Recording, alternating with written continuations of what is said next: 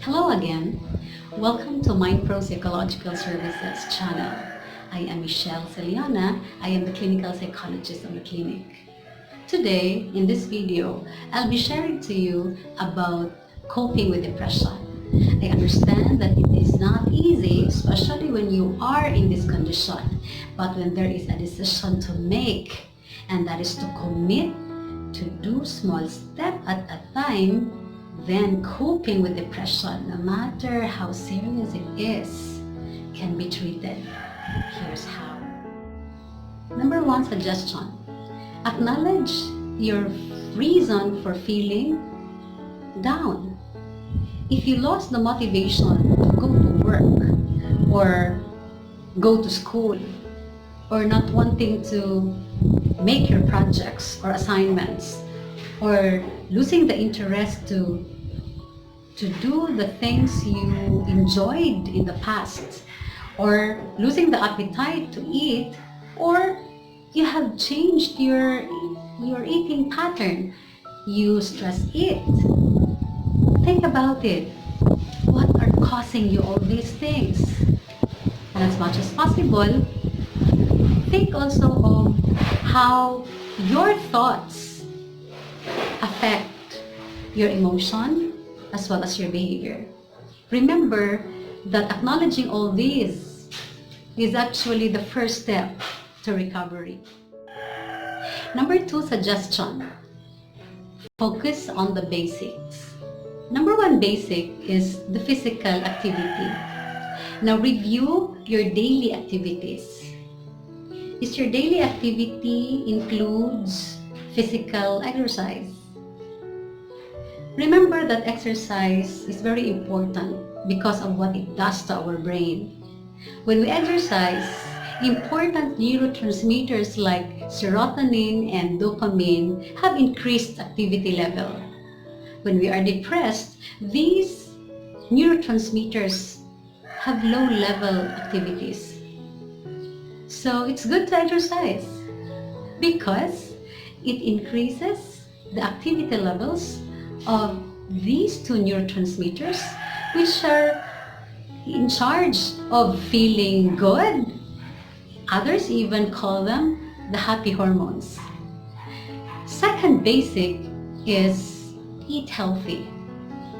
Incorporate in your diet the fruits and vegetables. It's very important. And if possible, avoid caffeine and nicotine. The third basic is enough sleep. It's good to regulate your sleep. If you feel good in the morning when you slept for 7 hours, even for 6 hours or 8 hours, go. What is important is you will have consistent pattern of sleep. So when you would like to sleep at 10 o'clock in the evening and wake up at 5 o'clock in the morning, and you feel good when you wake up with that period or duration of sleeping, then that's enough for you. That is enough sleep. So again, focus on the basics. Number three is sunlight. The body needs sunlight. That is why it's very important that when you wake up in the morning, you go out at least for 10 minutes and expose yourself to sunlight. Because sunlight is vitamin D and it comes from our skin when exposed to sunlight. And it is also because of sunlight that our circadian rhythm is set. Circadian rhythm is the body's internal clock. That's for sleep regulation, for energy levels, regulating the hormones and the like. So this internal clock has to be adjusted most of the time. So what will happen if you always stays in the room and not receiving sunlight? So, the body will start malfunctioning. That is why it's very important that you will have to go out to expose yourself to sunlight. Or if not, there's one thing. Try to increase the amount of natural light at home or in the workplace by opening the drapes or the blinds or sit near the window. That's one good way to receive a natural life. Number 4 suggestion, reach out and stay connected. It's good to also spend time chatting or texting, especially that we are under ICQ, to just chat and then use your social media productively. As much as possible, you can call them, text them, so that at least you would know what's going on with them, and they will also be checking on you. That's very important. And then share even conversations you enjoyed in the past, and then bring it out now, and then recall those moments that you had laughed together.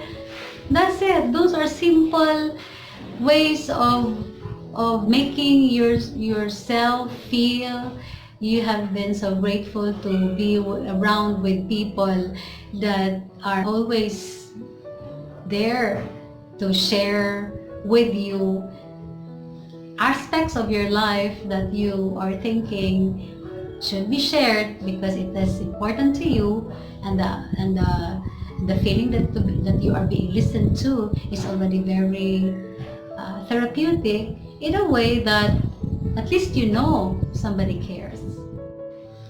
Number 5 suggestion is to pray. When you feel down, the more you needed God in your life, the journey is very light, especially when you know that whatever happens in your life, with your efforts, do the best that you can, and the belief that there is God who is always with you is one of our weapon to surpass any difficulties in life. So it's good to pray. Number 6 suggestion is seek professional help. When you need medication, you go to a psychiatrist. When you need counseling and psychological therapy, you go to a psychologist.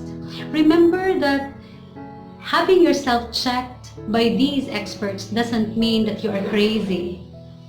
Your coping mechanism in the past do not work. That is why you needed new coping skills. That is why you needed to see these experts. Even when depression is persistent or severe, a single step, small step, matters a lot. Believe in yourself that there is something that can be done by doing the best that you can to take your reserves, drawing on all of your reserves, and take the small step. It's just difficult at first, but when you start trying, start doing, despite it's not easy to do it, I tell you, this is already some sort of a motivation on your part, that no matter how difficult it is, with your decision to help yourself, there is nothing impossible. Can you relate to this video? Please share your thoughts and comments below. And if you think the video is helpful, kindly share it to your loved ones and friends. For more videos of MindPro Psychological Services, kindly hit the subscribe button and don't forget to click the notification bell. Thank you for watching.